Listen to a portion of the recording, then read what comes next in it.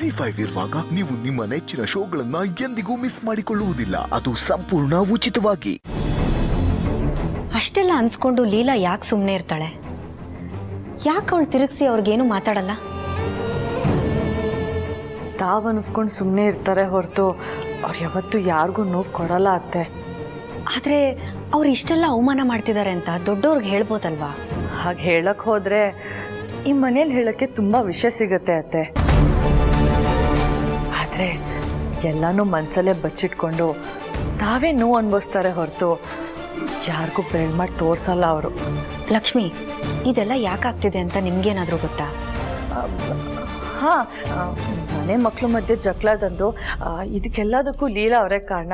ಎಲ್ಲ ತಪ್ಪನ್ನು ಲೀಲಾ ಅವ್ರ ಮೇಲೆ ಹಾಕೋದ್ರಿಂದ ಅವ್ರನ್ನ ಕೆಟ್ಟವರಾಗಿ ಪ್ರೂವ್ ಮಾಡ್ಬೋದು ಅಂತ ಆ ಸರು ಮತ್ತು ದುರ್ಗಾ ಅಕ್ಕ ಮಾಡ್ತಿದ್ದಾರೆ.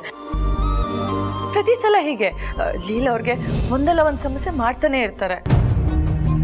ಅವ್ರು ಯಾಕೆ ನಿನ್ಗೆ ಹೀಗೆಲ್ಲ ಮಾಡ್ತಿದ್ದಾರೆ? ಅವ್ರಿಗೇನು ಬೇಕು? ನಿನಗೂ ಅವ್ರಿಗೂ ಏನು ಸಮಸ್ಯೆ ಇದೆ ಅಂತ ನಾನು ಲೀಲಾ ಹತ್ರ ಕೇಳಿದೆ ಲಕ್ಷ್ಮಿ. ಆದರೆ ಅವಳು ಬಾಯೇ ಬಿಡಲಿಲ್ಲ.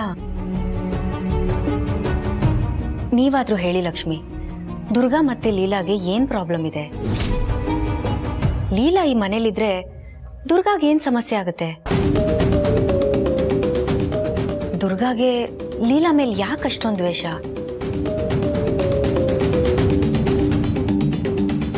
ಆ ದೇವಿಗೆ ಅಂತರಾಷ್ಟ್ರ ಮತ್ತೆ ಏಜೆ ಒಂದಾಗ್ಬೇಕು ಅಂತ ಆಸೆ ಅನ್ಸುತ್ತೆ. ಇದ್ರ ಮಧ್ಯ ನಾವೆಲ್ಲ ಯಾರು?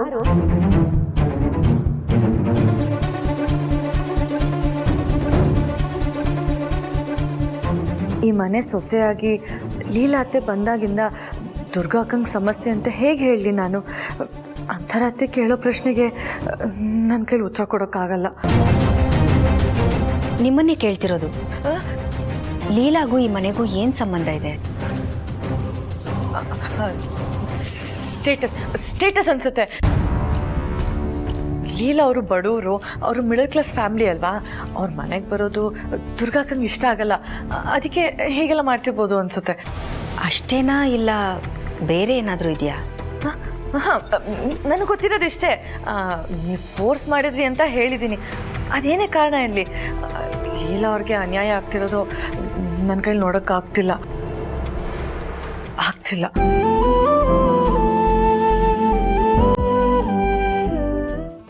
ಲೀಲಾ, ಲೀಲಾ, ಬಂದೆ ಬಂದೆ ಬಂದೆ. ಬೇಗ. ಏನಾಯ್ತು? ನಾನು ಇವತ್ತು ಸಿಕ್ಕಾಪಟ್ಟೆ ಖುಷಿಯಾಗಿದ್ದೀನಿ. ಹೌದಾ? ಯಾಕೆ?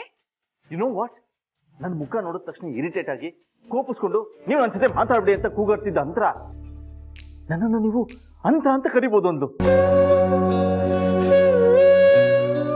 ನನಗೆ ಆ ಖುಷಿನೇ ತಡ್ಕೊಳಕ್ಕಾಗ್ತಿಲ್ಲ ಲೀಲಾ. ಅಷ್ಟರಲ್ಲಿ ನೀವು ಯಾಕೆ ನನ್ನನ್ನು ಇಷ್ಟೊಂದು ಕೇರ್ ಮಾಡ್ತೀರಾ? ನಿಮ್ ಹಾಗೆ ನನ್ನನ್ನು ಯಾರು ಕೇರ್ ಮಾಡಿಲ್ಲ ಅಂದು. ವಾವ್ ಲೀಲಾ, ನನ್ನ ಹಾಗೆ ಅವಳನ್ನು ಯಾರು ಕೇರೇ ಮಾಡಿಲ್ವಂತೆ.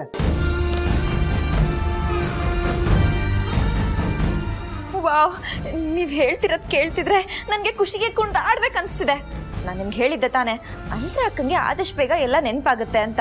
ನೀವು ಅವರು ಆದಷ್ಟು ಬೇಗ ಒಂದಾಗ್ತೀರಾ ಅಂತ. ಆದ್ರೆ ನೀವು ಟೆನ್ಷನ್ ಮಾಡ್ಕೊಂಡು ನನಗೂ ಟೆನ್ಷನ್ ಕೊಟ್ಟು ಯಪ್ಪ ತಲೆ ಕೆಡ್ಸ್ಬಿಟ್ಟಿದ್ರಿ. ಬಟ್ ಅಷ್ಟೇ ಅಲ್ಲ ಲೀಲಾ, ಇನ್ನ ಇದೆ ಕೇಳು. ನೀನು ಹೇಳಿದಂತ ನಾನು ರೂಮ್ಗೆ ಹೋದ್ನಾ, ಅವಾಗಲೇ ಇದನ್ನೆಲ್ಲ ಹೇಳಿತು. ಅದಾದ್ಮೇಲೆ ನಾನು ಅವಳನ್ನ ಮೆಡಿಟೇಷನ್ ಕರ್ಕೊಂಡೋದೆ ಗೊತ್ತಾ. ನಾನು ಹೇಳ್ದಾಗೆ ನಡೀತಾ?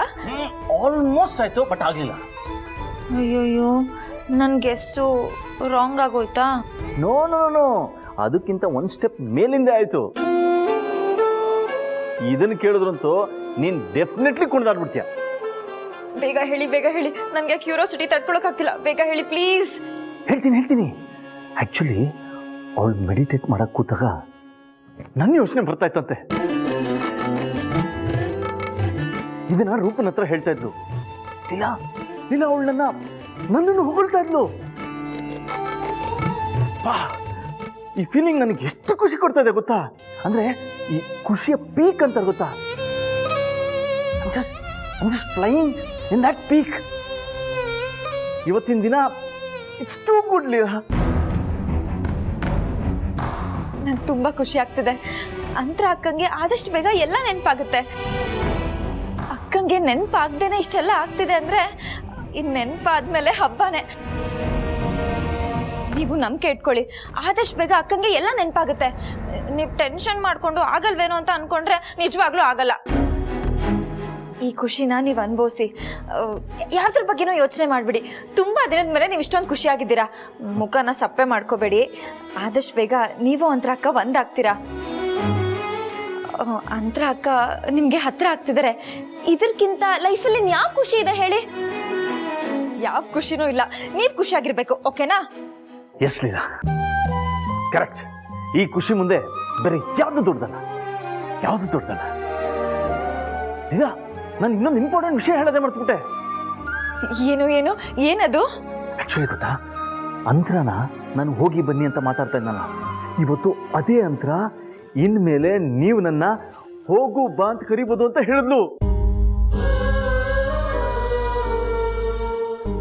ಇನ್ಮೇಲೆ ಎಲ್ಲ ಒಳ್ಳೇದಾಗತ್ತೆ. ಎಸ್, ಹೌದು. ಏನೋ ನೀನ ಹತ್ರ ಈ ವಿಷಯ ಹೇಳ್ಕೊಂಡ್ಮೇಲೆ ನನ್ನ ಖುಷಿ ಇನ್ನೂ ಹೆಚ್ಚಾಯ್ತು.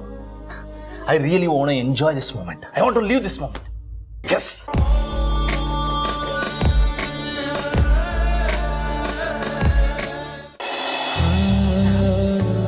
ರಾಮ್, ನಿನ್ನಿಂದ ಒಂದು ಕೆಲಸ ಆಗ್ಬೇಕಿತ್ತ.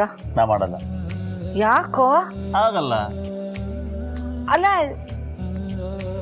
ಹುಷಾರಿಲ್ವಾ ನಿಂಗೆ? ಅಮ್ಮ, ನಂಗೆ ಹುಷಾರಿಲ್ಲ. ನನಗೆ ಖುಷಿ ಕಾಯಿಲೆ ಹೊಟ್ಟಿದೆ. ನಾನು ಇವತ್ತು ತುಂಬ ಖುಷಿಯಾಗಿದ್ದೀನಿ. ಏನೋ ಹಾಗಂದ್ರೆ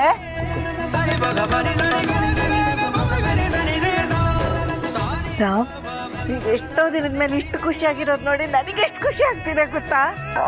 ಎಷ್ಟು ಮಾತಾಡ್ತೇಮ್ಮ ನೀನು? ನನಗೆ ಮಾತಾಡಕ್ ಬಿಡಿ. ಆ್ಯಕ್ಚುಲಿ ಏನು ಗೊತ್ತಾ, ನಾನು ಯಾಕೆ ಇವತ್ತು ಇಷ್ಟು ಖುಷಿಯಾಗಿದ್ದೀನಿ ಅಂದರೆ, ಅಂತರ ನನಗೆ ನೀವು ನನ್ನ ಹೋಗು ಬಾ ಅಂತ ಕರಿಬೋದು ಅಂತ ಪರ್ಮಿಷನ್ ಕೊಟ್ಟಿದ್ದಾಳೆ. ಆ್ಯಕ್ಚುಲಿ ಏನು ಗೊತ್ತಾ, ನಾನು ಅವಳನ್ನ ಹೋಗಿ ಬನ್ನಿ ಅಂತ ಕರೆದಾಗ ನನಗಾಗ್ತಿದ್ದ ಕಷ್ಟ ಅವಳು ಕಾಣಿಸ್ತಾ ಇತ್ತಂತೆ. ಅದಕ್ಕೆ ನೀವು ಇನ್ಮೇಲೆ ಕಷ್ಟಪಡಬೇಡಿ, ನೀವು ಯಾವ ಮುಜುಗರನೂ ಇಲ್ಲದೆ ನನ್ನ ಹೋಗು ಬಾ ಅಂತ ಕರೀರಿ ಅಂತ ಪರ್ಮಿಷನ್ ಕೊಟ್ಟಿದ್ದಾಳೆ. ZEE5 ಆಪ್ ಡೌನ್ಲೋಡ್ ಮಾಡಿ ಎಲ್ಲಾ ಸಂಚಿಕೆಗಳನ್ನು ಸಂಪೂರ್ಣ ಉಚಿತವಾಗಿ ನೋಡಿ.